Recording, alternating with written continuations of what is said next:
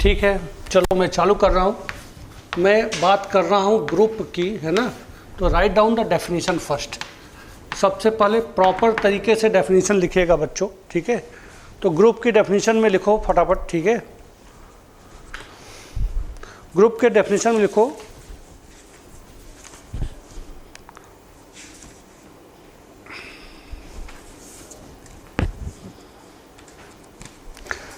चलो इसमें लिखो एन एल्जेब्रिक स्ट्रक्चर। प्रॉपर लिखना है ना, मैं लिखवाने का काम करता नहीं, लेकिन फिर भी लिखवा रहा हूँ, है ना। थोड़ा सोच समझ के लिखवा रहा हूँ क्योंकि ये बहुत इंपॉर्टेंट है। इसकी डेफिनेशन भी तुमको जरूरी है और साथ में समझना जरूरी है।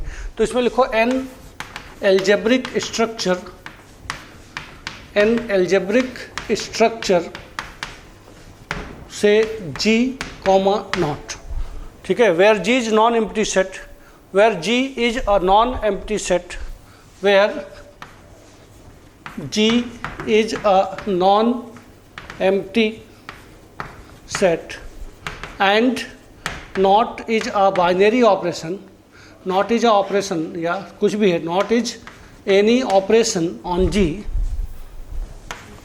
G, ठीक है, is called a group, is called a group, is called a group if G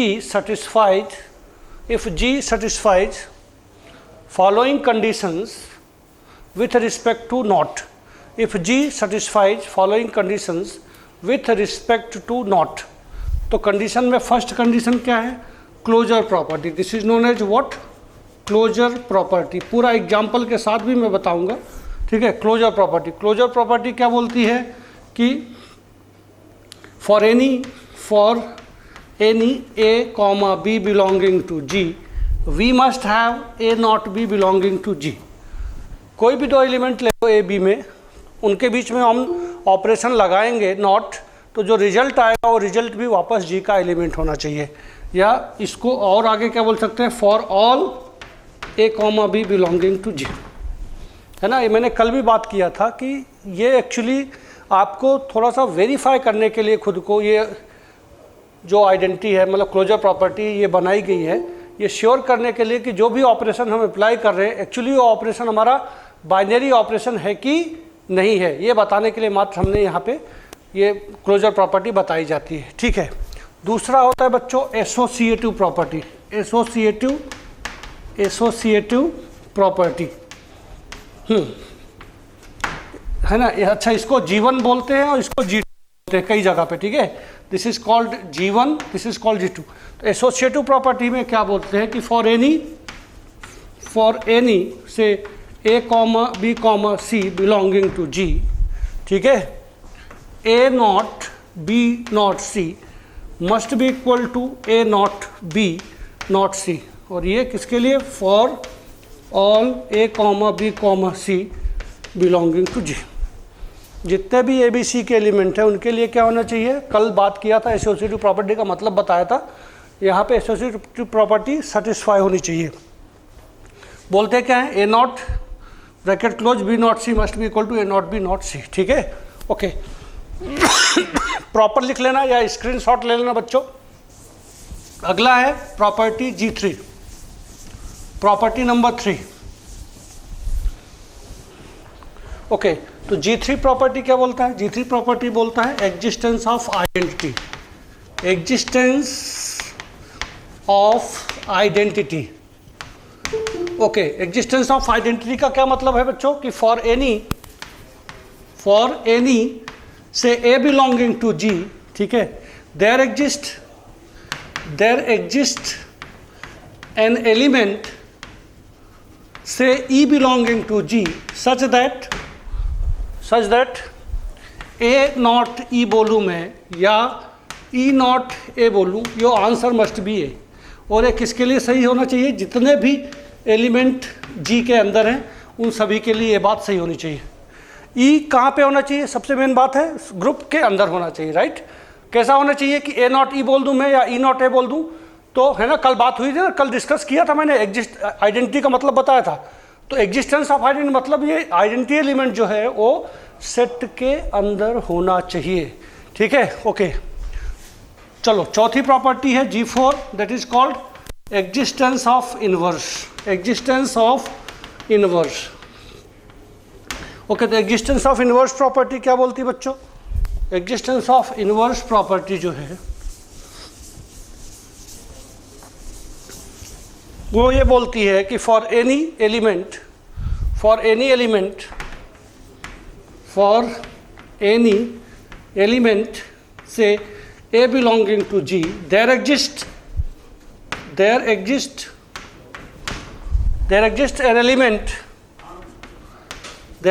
an element say B belonging to G such that A not B या B not A must be equal to E, must be equal to, ठीक है, for all A belonging to G। आराम से बात कर रहा हूँ, दोबारा बात कर रहा हूँ, ठीक है। अभिषेक भी आ गया, चलो ओके। आकाश, ठीक है, आराम से सुनना बच्चों। हिमांशु, देखो मैं क्या बोल रहा हूँ, कोई भी आपको एक सेट जी दिया जाएगा, राइट, एक सेट जी दिया गया और एक बाइनरी ऑपरेशन नॉट दिया गया है, तो यही सेट जी इसी बाइनरी ऑपरेशन नॉट के रिस्पेक्ट में ग्रुप कहलाएगा बच्चों। क्या कहलाएगा? ग्रुप कहलाएगा।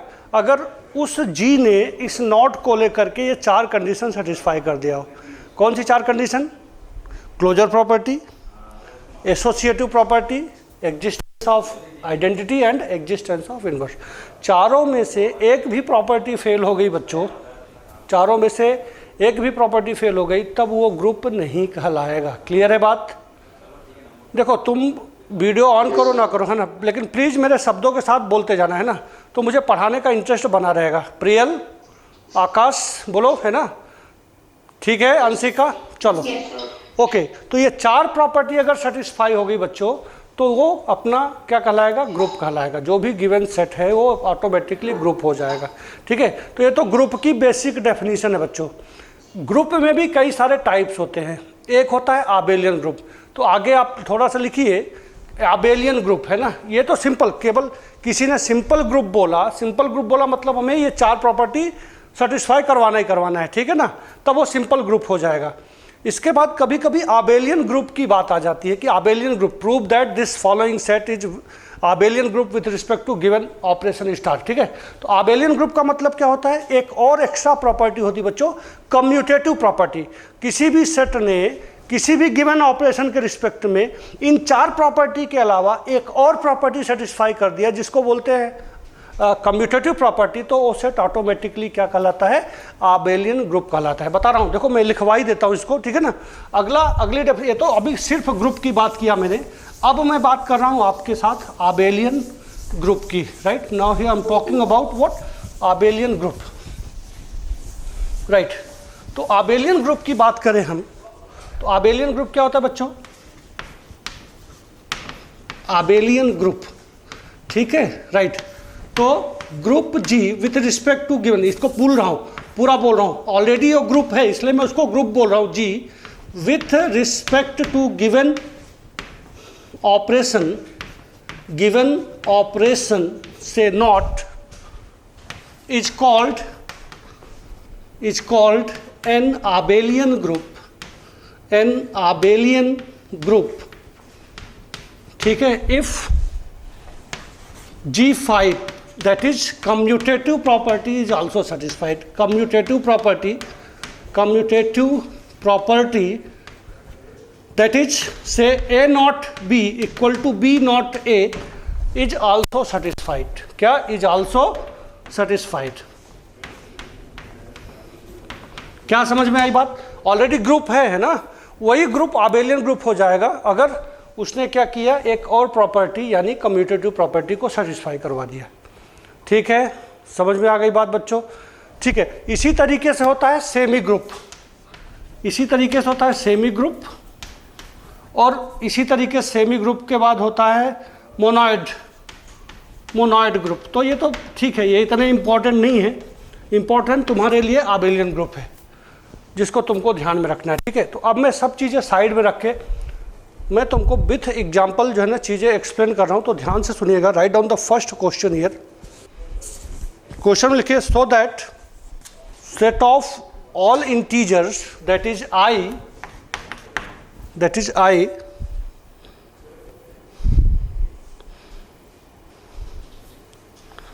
forms an infinite abelian group, forms an infinite abelian group, forms an infinite abelian group, infinite abelian group, forms an infinite abelian group with respect to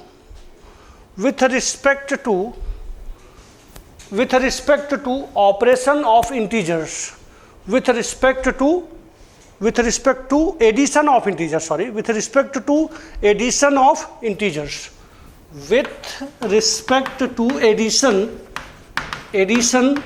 of integers, with respect to addition of integers। दोबारा question बोल रहा हूँ, question क्या दिया है पहले इसका मतलब समझते हैं हम, right.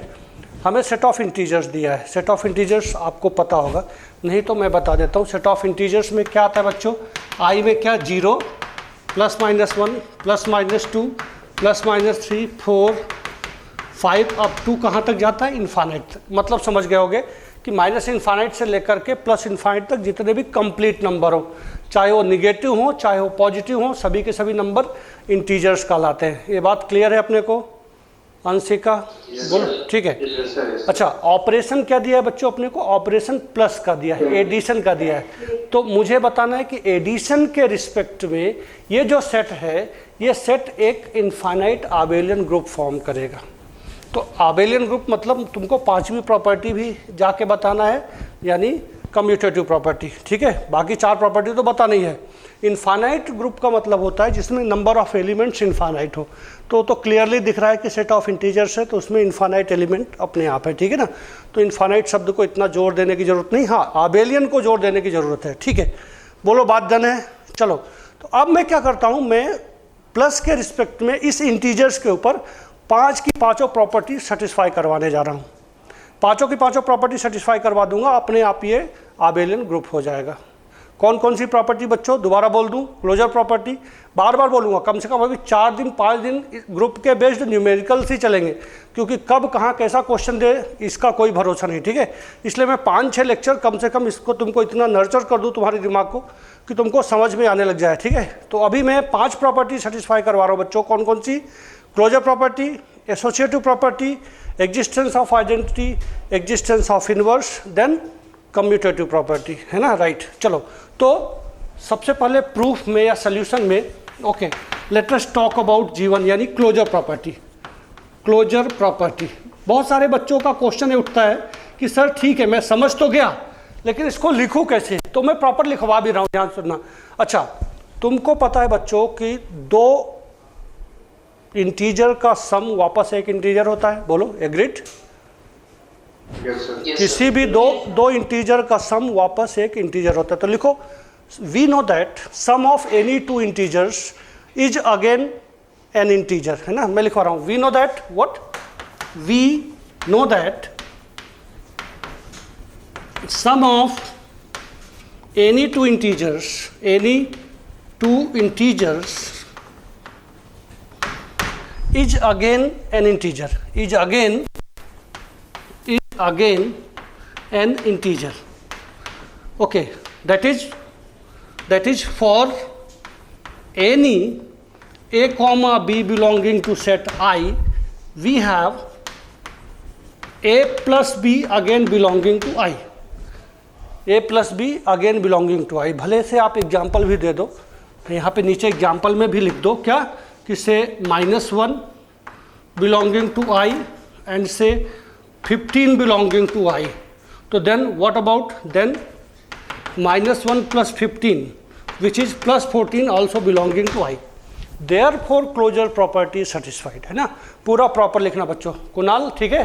therefore closure property is satisfied, इसके आगे, हाँ इसके आगे लिखना therefore closure property is satisfied, है ना। क्लोजर प्रॉपर्टी क्या बोलती है कि कोई भी 2 एलिमेंट सेट का उठाओ, उस सेट के ऊपर गिवन ऑपरेशन अप्लाई करो, तो जो रिजल्ट आए वो रिजल्ट भी वापस उसी सेट का एलिमेंट होना चाहिए, ठीक है। मैंने भी वही किया।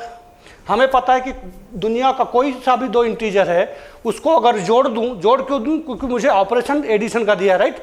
तो जो रिजल्ट आएगा वो रिजल्ट वापस मेरा क्या हो जाएगा, ग्रुप हो जाएगा। वही बात मैंने यहाँ पे लिख दिया बच्चों, मतलब क्लोजर प्रॉपर्टी सेटिस्फाइड। लिख लो, therefore closure property is satisfied. लिखवा रहा हूँ, therefore closure property is satisfied. Closure property is what? Satisfied. ठीक है बच्चों, तो क्लोजर प्रॉपर्टी तो सेटिस्फाई हो गई। चलो अब G2 की बात करते हैं, दैट इज एसोसिएटिव प्रॉपर्टी। ठीक है, G2 यानी associative property, right, means this is what? Associative property, associative property. ठीक है, तो लिखो we know that for any 3 integers, direct लिख दो और उसको वेरीफाई कर दो। जब कभी कुछ भी समझ में नहीं आए ना, तुमको कहीं ना कहीं दिमाग में इंट्यूशन है कि ऐसा होता है, राइट, ऐसा होता है, उसके बारे में तुम जानते हो, तुमको लिखना नहीं आ रहा है, तो सबसे बढ़िया तरीका जो तुम जानते हो पहले उसको लिख दो। क्या जानते हैं? देखो कि for any 3 elements say A, B, C in I यानी belonging to I, okay, we have, है ना, A plus B plus C will be equal to A plus B plus C। मैंने ऐसे लिख दिया, ब्लाइंडली लिख दिया। अभी फॉर इसमें all A, B, C belonging to I, मैंने जानबूझ के लिख दिया। अब अगर मैं इसी बात को वेरीफाई कर दूं कोई सा भी एग्जांपल लेके, तो मेरी बात सही हो जाएगी। मेरी बात सही हो जाएगी मतलब एसोसिएटिव प्रॉपर्टी भी अपने आप सेटिस्फाई हो जाएगी। बच्चों बात समझ में आ रही है अपने को क्या चल रहा है? ठीक है, तो आप इसको एग्जाम्पल से वेरीफाई कर दो। तो एग्जाम्पल में क्या? टेक एग्जाम्पल से कुछ भी बोल दो, आपके मन में जो आए, इंटीजर होना चाहिए, आपके मन में जो आए आप वो इंटीजर ले लो। तो A इक्वल टू, चलो -1 ले लिया, B इक्वल टू -8 ले लिया, C इक्वल टू 10 ले लिया, डिफरेंट, बिल्कुल कंप्लीट डिफरेंट इंटीजर्स ले लिया। इसको उठा के यहाँ पे रखा मैंने, ठीक है, प्रॉपर्टी में। तो मैंने लेफ्ट हैंड साइड में रखा। लेफ्ट हैंड साइड क्या है? A plus B plus C, A plus B plus C मतलब -1 प्लस -8 प्लस 10।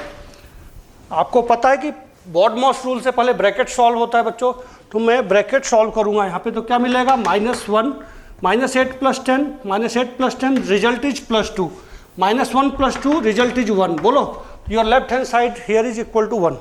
कोई doubt? Okay, what about the right hand side? Right hand side की बात करते हैं बच्चों। राइट हैंड साइड में क्या है? This is A plus B plus C। A plus B means what? देखो ये -1 प्लस -8 प्लस C, C मतलब 10। क्या मिलेगा मुझे यहाँ पे? -1 -8 प्लस 10, कितना मिलेगा ये?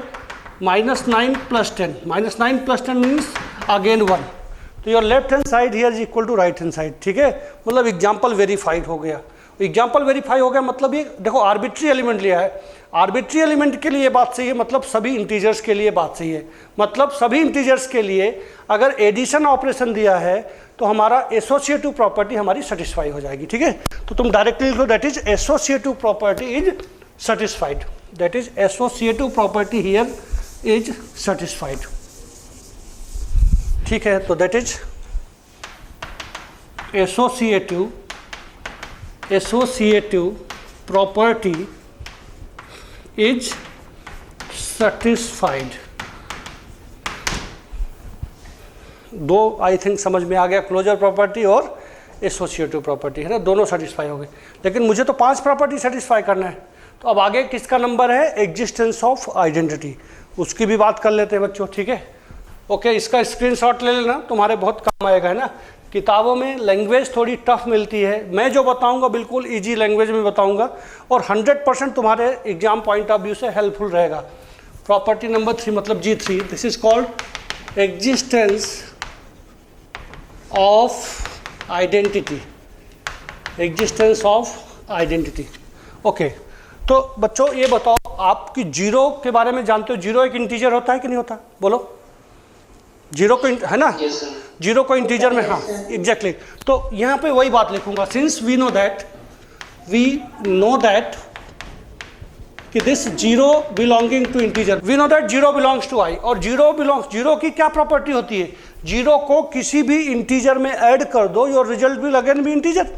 कोई सा भी एक इंटीजर ले लो, and for any a belonging to integer I, we have हमारे पास क्या होता है बच्चों कि a plus 0 equal to 0 plus a या इक्वल टू a, बोलो। मतलब मैंने बस स्टार या नॉट नहीं लगाया, उसकी जगह प्लस लिख दिया, ठीक है, ऑपरेशन की जगह। तो ये वही एग्जिस्टेंस ऑफ आइडेंटिटी की डेफिनेशन, क्या, A not E equal to E not A equal to A हो गया, राइट। ई का काम जीरो कर रहा है। और सबसे बड़ी बात है बच्चों की वो जो ई है, वो जो जीरो है, ये सेट के अंदर है, जो हमें बताना होता है, राइट। मैंने कल भी बात किया था, आइडेंटिटी तो होता है, लेकिन ज़्यादा सबसे ज़्यादा जरूरी क्या है कि वो सेट के अंदर होना चाहिए। तो ये जीरो जो है, आइडेंटिटी जो है, यहाँ पे जीरो आइडेंटिटी का काम कर रहा है और जीरो सेट के अंदर है। Hence existence of identity satisfied.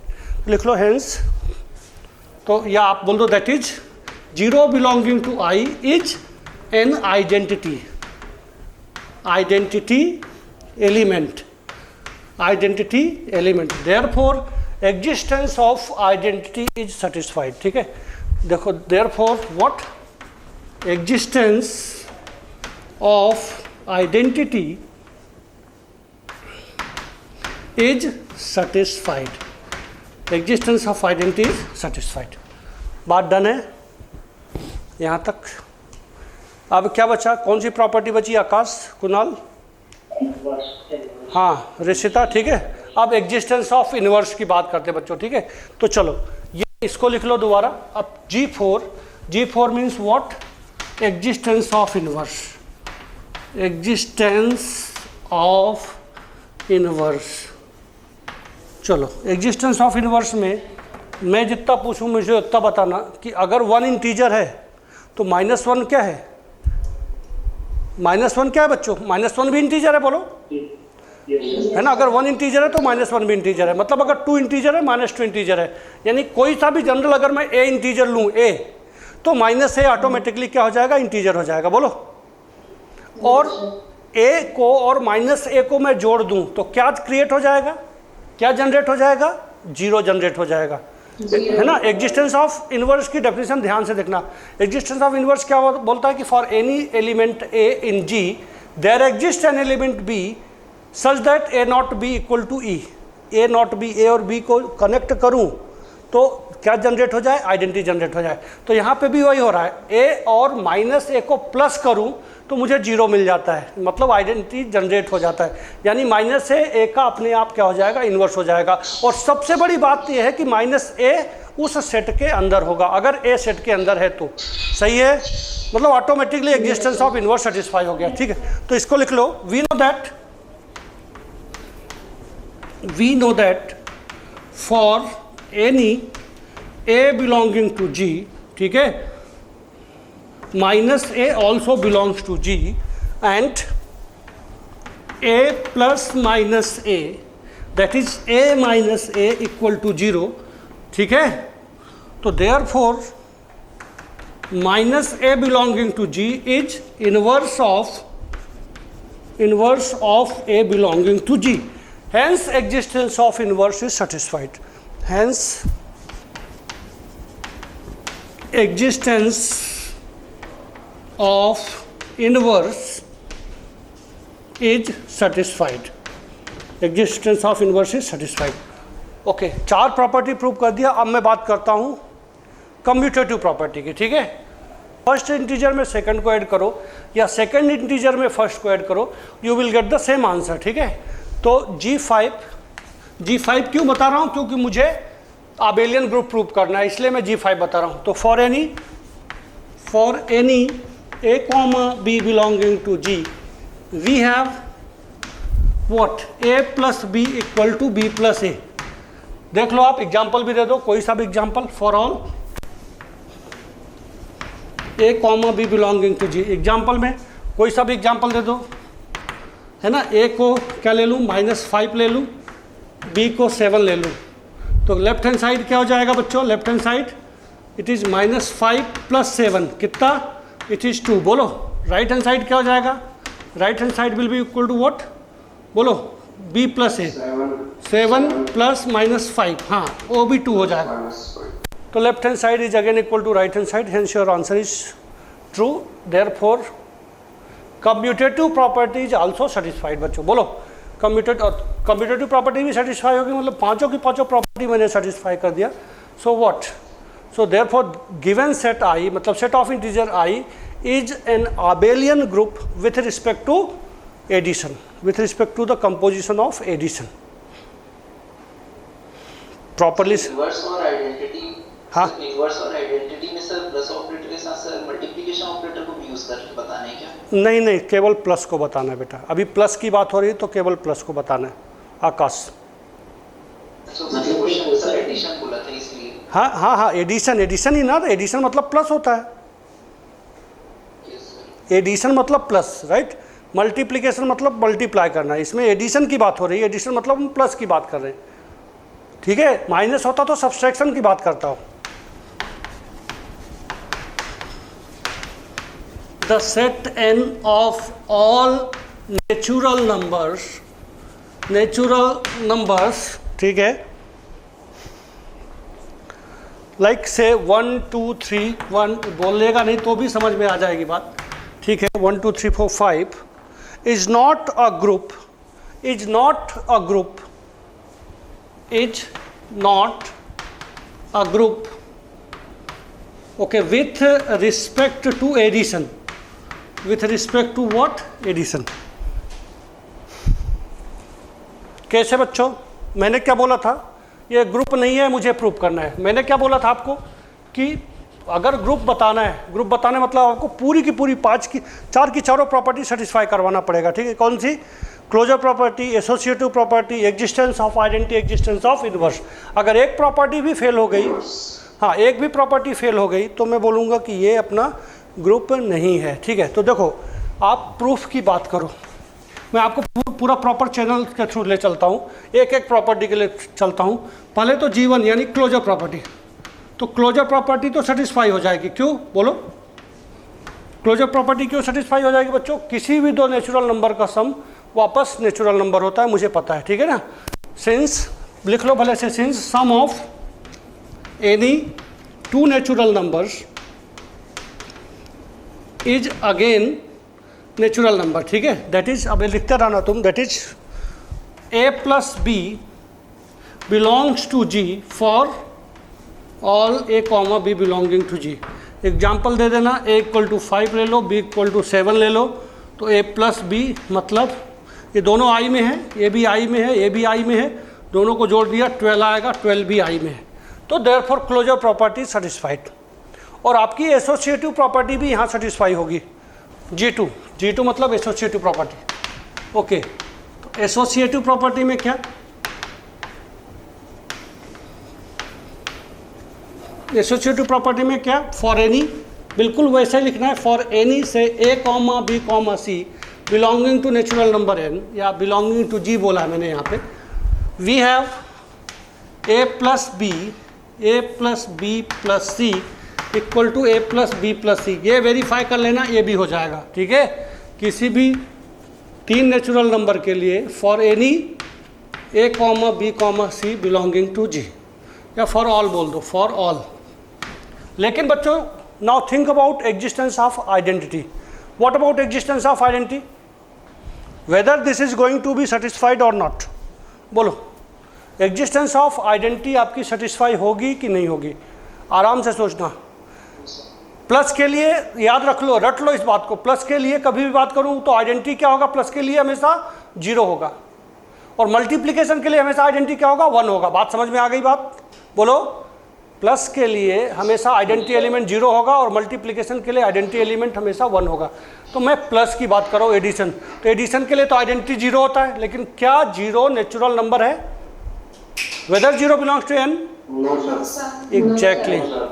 तो यहाँ पे ये देखो, इसको आराम से देखो कैसे, इसको कैसे लिखेंगे हम। लिखने का तरीका इसका क्या है?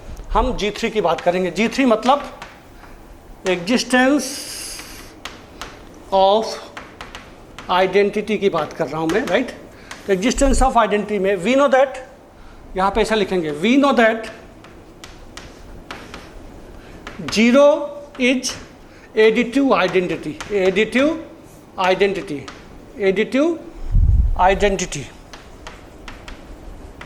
but this 0 does not belongs to n, 0 does not belongs to n, therefore existence of identity is not satisfied, क्या लिखोगे? Therefore this existence of identity is not satisfied, not satisfied. और जब ये सेटिस्फाई नहीं हुआ मतलब therefore given set is not a group, given set is not a group with respect to addition of natural numbers. दो solid example करवाए, बात समझ में आ गई अपने को, ठीक है। नेक्स्ट क्वेश्चन है प्रूव दैट, ये केवल पूछा गया क्वेश्चन है इसलिए इस क्वेश्चन को मैं थोड़ा है ना वेटेज दे रहा हूँ, ठीक है। बाकी इसमें कुछ भी नहीं है, मैं आपको तरीका बता दूंगा, अपने आप चीज़ें समझ में आ जाएगी, ठीक है। क्वेश्चन है prove that set of all complex numbers, set of all complex numbers, set of all complex numbers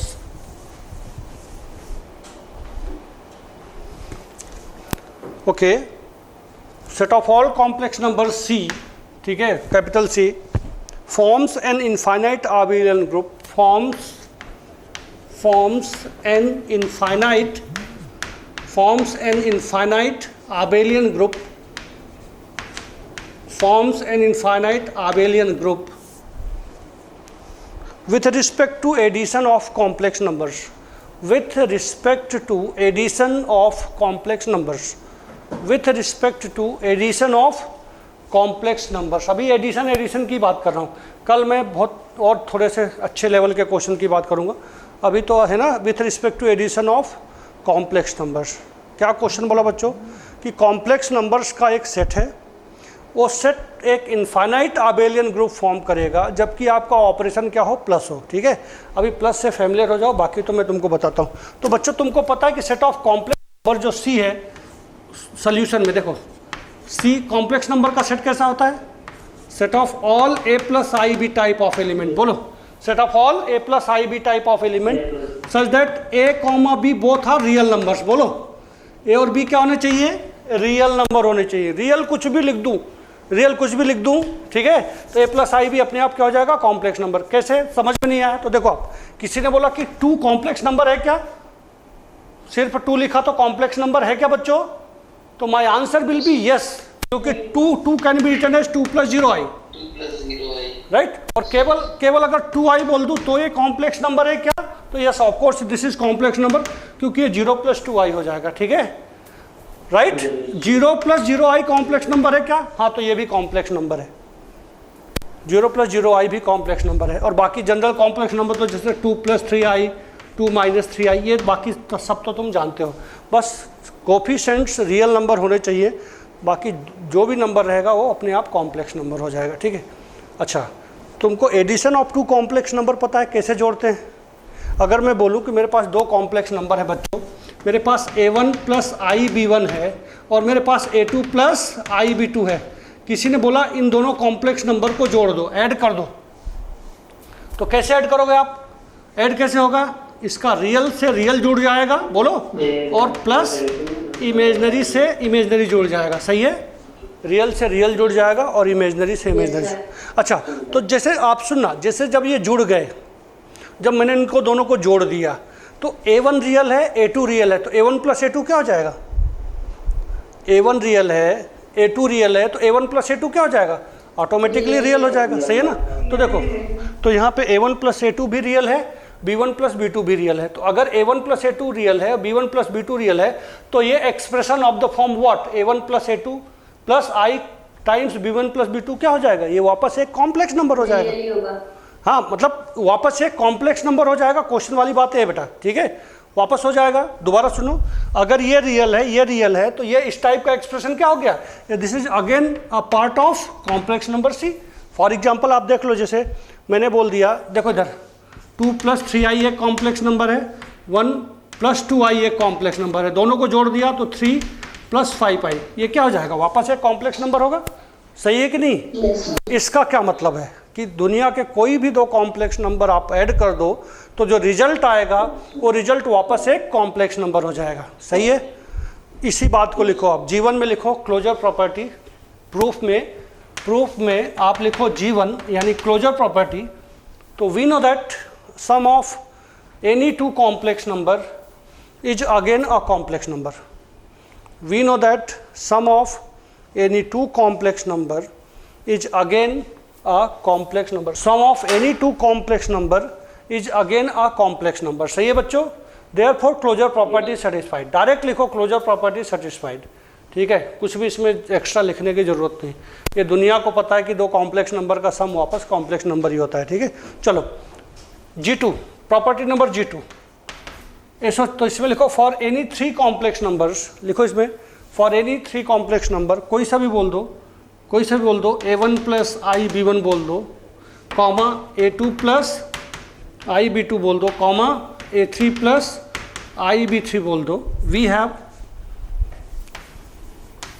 we have what, कोई सा भी A1 plus i B1 plus A2 plus i B2 plus A3 plus i B3 is equal to क्या, A1 plus i B1 plus A2 plus i B2 है ना, plus A3 plus i B3. तो ये तो एक मैंने बोला ना, इस क्वेश्चन में कोई दम ही नहीं, पूछा गया क्वेश्चन इसलिए मैं बता रहा हूँ. आप करके जोड़ लो, जोड़ोगे तो दोनों का, जैसे इसका पूरा लेफ्ट हैंड साइड क्या आ जाएगा, A1 plus A2 plus A3 right, plus I क्या आ जाएगा B1 plus B2 plus B3, और इसका अगर आप जोड़ोगे लेफ्ट हैंड साइड तो A1 plus A2 plus A3 plus आई ले लिया तो B1 plus B2 plus B3, तो दोनों का लेफ्ट हैंड साइड और राइट हैंड साइड ऑटोमेटिकली बराबर हो जाएगा. सही है, ये करके देख लेना, कोई बड़ी बात नहीं. अब मैं मेन इंपॉर्टेंट मुद्दे की बात बताऊं, एग्जिस्टेंस ऑफ आइडेंटिटी और एग्जिस्टेंस ऑफ इनवर्स की बात कर रहा हूं बच्चों. अब आप बताओ आइडेंटिटी क्या हो सकता है, ऐसा कौन सा, एग्जैक्टली जीरो है ना, जीरो मतलब जीरो प्लस जीरो आई, बिल्कुल सही बात है ना, जीरो प्लस. तो लिखो इसमें थ्री, यानी एग्जिस्टेंस ऑफ आइडेंटिटी की बात करूं मैं, तो इसमें लिखो we know that this zero plus zero I belongs to complex number C. सही है, zero plus zero I complex number का पार्ट है राइट. अच्छा, and take any other complex number, and for any complex number से A plus I B belonging to C या G बोल दो. अब जी की बात हो रही, ग्रुप तो जी की बात करेंगे. ठीक है, वी हैव क्या, A plus I B okay plus zero plus I zero, तो result is what, A plus zero plus I into B plus zero. ठीक है, तो result is again what, A plus I B. Therefore existence of identity satisfied directly. ठीक है, zero plus zero आई है तो existence of identity satisfy हो जाएगी. Now let us talk about existence of inverse. अब बताओ, इसमें दिमाग लगाओ अभिषेक, एग्जिस्टेंस ऑफ इनवर्स में दिमाग लगाओ बेटा. क्या हो सकता है इनवर्स, किसी भी कॉम्प्लेक्स नंबर. हाँ सुनो, बिल्कुल सही बात. अगर ए आर में है तो माइनस ए भी तो आर में है, बोलो, अगर कोई भी है ना राइट. तो इसी तरीके से मैं बात करूं कि अगर ए प्लस आई बी है आर में, तो minus A minus i B भी किस में होगा, आर में होगा. मतलब अगर ए प्लस आई बी कॉम्प्लेक्स नंबर है तो माइनस ए माइनस आई भी कॉम्प्लेक्स नंबर होगा, और इनका सम क्या हो जाएगा. इनको अगर मैं जोड़ दूं, इनको अगर जोड़ दूं तो क्या, जैसे ए plus I B plus minus A minus i B जोड़ दिया तो क्या मिलेगा मुझे, ए minus A plus I into B minus B, मतलब क्या मिल जाएगा, जीरो प्लस आई जीरो. ठीक है, जो कि एक आइडेंटिटी का काम कर रहा है. मतलब ये दोनों कॉम्प्लेक्स नंबर मिले तो उन्होंने क्या क्रिएट कर दिया, आइडेंटिटी क्रिएट कर दिया. मतलब ये एक दूसरे के क्या हो गए, इन्वर्स हो गए, और दोनों एलिमेंट एज वेल एज उसका इन्वर्स दोनों किसके अंदर है, कॉम्प्लेक्स नंबर सी के अंदर है. सो यू कैन से कि existence of inverse is satisfied. ये आप बीसीए के पिछले साल के पेपर उठा के देख लेना, कई साल फ्रिक्वेंटली ये क्वेश्चन पूछा गया है. ठीक है राइट बच्चों, हो गया, ये समझ में आ गया एग्जिस्टेंस ऑफ इन्वर्स का भी मतलब, ये लिख लेना प्रॉपर तरीके से. अब बात करो आप last property, that is G5, यानी कम्यूटेटिव प्रॉपर्टी. तो कम्यूटेटिव प्रॉपर्टी में क्या हो जाएगा, तुमको पता है, कम्यूटेटिव प्रॉपर्टी में ए प्लस आई बी जोड़ो प्लस करके सी प्लस आई डी जोड़ो, राइट? क्या हो जाएगा result? A plus C plus I into B plus D, या पहले इसको जोड़ दो, ए प्लस सी लिखो या सी प्लस ए लिख दो, क्या फ़र्क पड़ता है?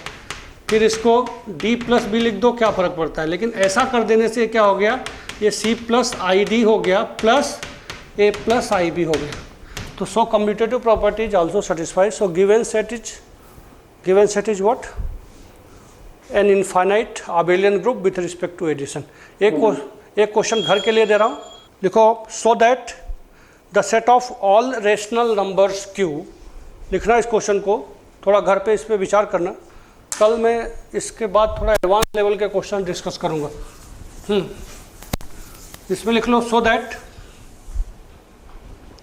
Set of all rational numbers Q, set of all rational numbers Q, set of all rational numbers Q forms an infinite abelian group, forms an infinite abelian group, forms an infinite abelian group with respect to addition, with respect to addition, with respect to addition, with respect to addition। दोबारा बोल रहा हूँ question है ना, दो question है, एक question इसमें set of all rational numbers Q forms an infinite abelian group with respect to addition, with respect to addition। Okay, इसके बाद नेक्स्ट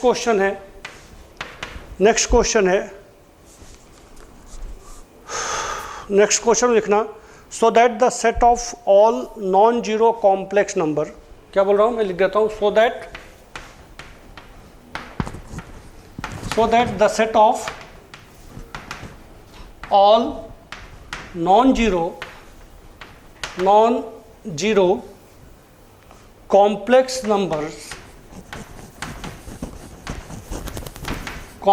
नंबर्स से, जिसको सी नॉट बोलते हैं, form an infinite abelian group, form an infinite abelian group, form an infinite abelian group with respect to multiplication, with respect to multiplication। अब इस बार change हो गया बच्चों, राइट? मल्टीप्लिकेशन, और ये इसीलिए सेफर साइड में उसने नॉन जीरो बोल दिया, जीरो को हटा के बात कर रहा है। मतलब आप सभी कॉम्प्लेक्स नंबर ले सकते हो एक्सेप्ट 0 + 0i, 0 + 0i के अलावा बात कर रहा है, ठीक है? वहाँ पे अगर मैं मल्टीप्लिकेशन रख दूँ, कंपोजिशन को अगर मैं मल्टीप्लिकेशन कर दूं, तो मुझे बताना है कि मेरा ये जो सेट है नॉन जीरो कॉम्प्लेक्स नंबर का सेट है, that will be an infinite abelian group. Question समझ में आया रिशिता? Yes sir. ठीक है, ये इसको कोशिश जरूर करना बच्चों। यहाँ पे थोड़ा आपको इन्वर्स निकालने में दिक्कत आएगी, राइट? इन्वर्स निकालने, आइडेंटिटी तो हो जाएगी। इसकी आइडेंटिटी क्या हो सकती है आकाश, अभिषेक? एग्जैक्टली 1, वेरी गुड हिमांशु, है ना? 1 + 1i, 1 को क्या लिख सकता हूँ, 1 + 0i लिख सकता हूँ, 1 को 1 + 0i, हाँ, और 1 को 1 + 0i लिख दूँ, किसी भी कॉम्प्लेक्स नंबर में उसको मल्टीप्लाई कर दूँ, आपको वही का वही complex number as it is मिल जाएगा। आप एक करके देखना, ये एग्जिस्टेंस ऑफ आइडेंटिटी मैंने बता दिया, ये सेटिस्फाई हो जाएगी। मैंने क्या बोला, आपको मेहनत कहाँ पे करनी पड़ेगी बच्चों, इसके लिए एग्जिस्टेंस ऑफ इनवर्स पे आपको मेहनत करनी पड़ेगी। एग्जिस्टेंस ऑफ इनवर्स के लिए आपको ऐसा कॉम्प्लेक्स नंबर ढूंढना होगा जिसको इसी गिवन कॉम्प्लेक्स नंबर में मल्टीप्लाई कर दूं तो मेरा आंसर 1 आ जाए, क्योंकि आपने अभी बता दिया 2 मिनट पहले कि 1 मेरा आइडेंटिटी है ना? तो कोई भी कॉम्प्लेक्स नंबर गिवन है, आपको ऐसा कॉम्प्लेक्स नंबर ढूंढना है कि जिसको 1 मतलब उसी कॉम्प्लेक्स नंबर में मल्टीप्लाई कर दूं तो 1 जनरेट हो जाए, है ना? तो मैं तुमको थोड़ा सा एक तरीका बता देता हूँ। मतलब सपोज करो हमें a + i दिया है, a + ib का इन्वर्स चाहिए, तो a + ib का इन्वर्स मैं बोल रहा हूँ p + iq होगा, मान लो 2 मिनट के लिए। तो अगर p + iq इसका इन्वर्स होगा तो मल्टीप्लिकेशन करने पर 1 जनरेट हो जाना चाहिए, क्योंकि a और b एक दूसरे के इन्वर्स होंगे कब, जब दोनों, है ना, दोनों को कंपोजिशन से कनेक्ट करो तो आइडेंटिटी जनरेट हो जाए। तो एक a + ib दिया है, उसका इन्वर्स p + iq हो सकता है, कब हो सकता है, जबकि दोनों का मल्टीप्लाई कर दूँ तो 1 जनरेट हो जाए। बात सही है? अब आपको a + i भी मालूम है, a + i भी कॉम्प्लेक्स नंबर मालूम है, p + iq आप निकालोगे। p + iq निकलने के बाद वो जो भी आया, अगर वो भी कॉम्प्लेक्स नंबर है मतलब इसका हुआ कि वो इन्वर्स होगा और इन्वर्स भी कॉम्प्लेक्स नंबर के अंदर है, तो ऑटोमेटिकली आपका एग्जिस्टेंस ऑफ इन्वर्स सेटिस्फाई हो जाएगा। और इसी समय के लिए, इसी टाइम के लिए उसने क्या बोल दिया था, नॉन जीरो कॉम्प्लेक्स नंबर, क्योंकि अगर यहाँ पे p plus I Q 0 plus 0 आई ले लेते तो राइट में जाके क्या हो जाता, जैसे देखो ये राइट में क्या हो जाता, ये a प्लस आई बी, या सुनो p प्लस आई क्यू क्या हो जाता बच्चों, it is 1 upon a plus I B हो जाता, बोलो। और अगर ये 0 0 होता तो ये डिफाइन नहीं होता क्या डिफाइन नहीं होता, राइट, समथिंग अपॉन 0। अच्छा, इसको आप, और पता है आपको कॉम्प्लेक्स नंबर जब डिनोमिनेटर में इस तरीके से आता है तो हम क्या करते थे, a minus i b upon a minus b, rationalise कर देते थे। मतलब क्या हो जाता है, ये हो जाता, this is a minus i b upon what, a square plus b square, सही है ना, आई स्क्वायर इक्वल टू -1 होता है, तो माइनस माइनस प्लस हो जाएगा, this is a square plus b square. मतलब आप इसको क्या लिख सकते हो, a upon a square plus b square लिख सकते हो, minus i b upon a square plus b square. मेरा क्वेश्चन है कि क्या ये कॉम्प्लेक्स नंबर है, वापस ये कॉम्प्लेक्स नंबर है, यस, क्योंकि a रियल नंबर है तो a square plus b square भी रियल नंबर है, मतलब ये पूरा रियल नंबर है। Similarly b upon a square plus b square भी रियल नंबर है। तो कोई भी रियल नंबर जो a प्लस आई बी के फॉर्म में हो वो कॉम्प्लेक्स नंबर है। तो this is again a complex number and hence this belongs to C। और ये वही कॉम्प्लेक्स नंबर है जिसको a प्लस आई बी के साथ मैं मल्टीप्लाई कर दूंगा तो मेरा रिजल्ट 1 आ जाएगा। मतलब ये a प्लस आई बी का इन्वर्स भी है, तो इन्वर्स भी है और कॉम्प्लेक्स नंबर C के अंदर भी है, इसलिए एग्जिस्टेंस ऑफ इन्वर्स यहाँ पे सेटिस्फाई हो जाएगा। ठीक है, तो I hope this is more than sufficient, है ना डिस्कशन। कल और बहुत इंटरेस्टिंग क्वेश्चंस डिस्कस करेंगे बच्चों, तो बी विथ मी, है ना। चलो, have a nice day, thank you.